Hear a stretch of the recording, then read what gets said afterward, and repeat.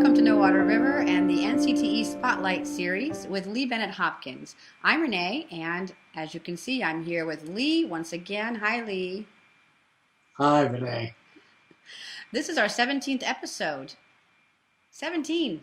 And today It's a, we're talking about Joyce Sidman, who was the 17th winner of the NCTE Award for Excellence in Poetry for Children, and she won in 2013. Forgive me, I've lost my voice a little bit, but we'll just trudge on and you'll be doing the talking. So I'm actually going to hand it straight over to you so I don't have to talk anymore. And if you could, start by giving us a little background on Joyce and her work. okay. Well, Joyce was born in 1956 in Hartford, Connecticut. And she received a BA degree in German from Wesleyan University, but later received a teaching certificate, and that's a profession that she certainly wanted to engage in.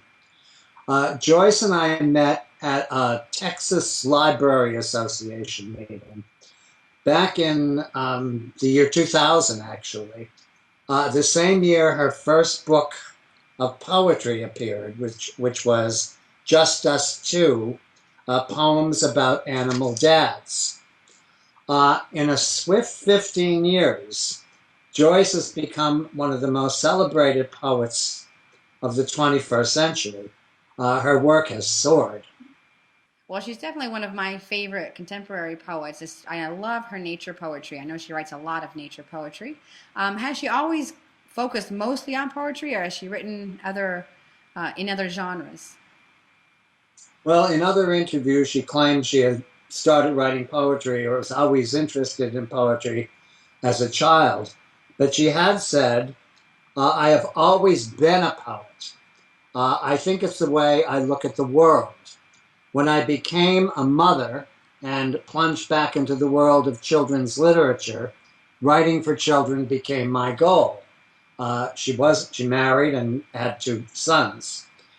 She continued to say, I spent many years building up a good, healthy rejection pile with occasional acceptances by periodicals like Cricket Magazine. My first break came from Millbrook Press, who published Just Us Two, which was, again, her very, very first book of poetry. Again, since the year 2000, she's published close to a dozen titles. That's quite a record, earning award after award after award. She received two Bennett Hopkins Penn State Honor Book Awards, and in 2006, the award itself for her extraordinary book, Song of the Water Boatman, which is 11 poems about animals, insects, and plants that are found in ponds. Her books also garnered two Caldecott Honor books and a Newbery Honor, which is incredible, actually, because very few books of poetry receive these such honors, for her book Dark Emperor, Other Poems of the Night. I'd like to share a favorite poem of mine from this book, Renee, and it's called Night Spider's Advice. Build a frame and stick to it, I always say. Life's a circle, just keep going around. Do your work, then sit back and see what falls in your lap. Eat your triumphs, eat your mistakes. That way your belly will always be full. Use what you have. Rest when you need to. Dawn will come soon enough. Someone has to remake the world each night. It might as well be you. Advice from a night spider? I think it's advice for all of us. That is a gorgeous poem, and I also have a favorite from Song of the Water Boatman. These little frogs, peeper frogs, and it's called Listen to Me. I just adore this poem. It's so sweet. So Let's read go ahead. it together. We're going to break from protocol. We're going to break from our protocol, and we're going to read this poem together because I just love this poem. It's like a chant, and it's so beautiful. Okay, let's read it together. You start. I'm going to start. This is from Song of the Water Boatman called Listen for Me. Listen for me on a spring night, on a wet night, on a rainy night. Listen for me on a still night, for in the night I sing. That is when my heart thaws, my skin thaws, my hunger thaws. That is when the world thaws and the air begins to ring. I creep up from the cold pond, the ice pond, the winter pond. I creep up from the chill pond to breathe the warming air. I cling to the green reeds, the damp reeds, the muddy reeds. I cling to the slim reeds. My brothers are everywhere. My throat swells with spring love, with rain love, with water love. My throat swells with peeper love. My song is high and sweet.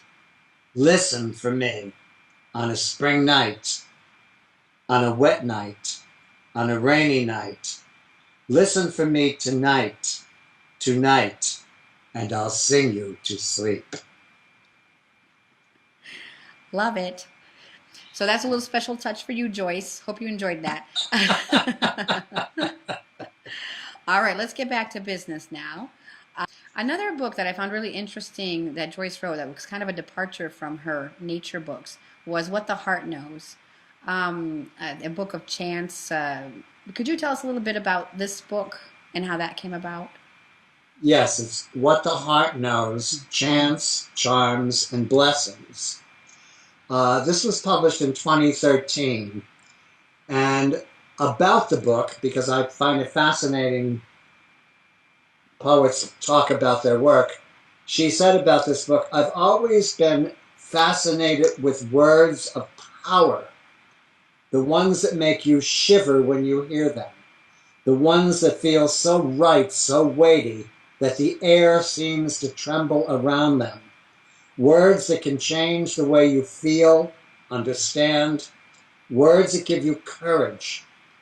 Wouldn't it be wonderful, she says, to have a book of words like that to turn to in times of need?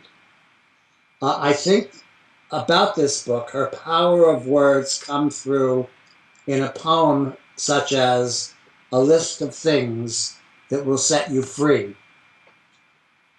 She writes, a list of things that will set you free.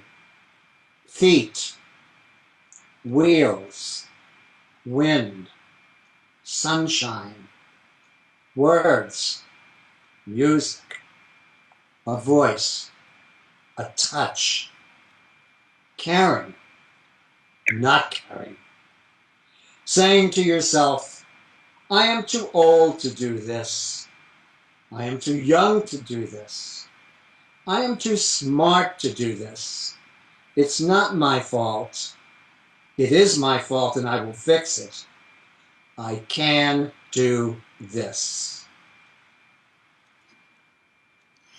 As always, let's end with a quote, and I believe you have Joyce's definition of poetry to share.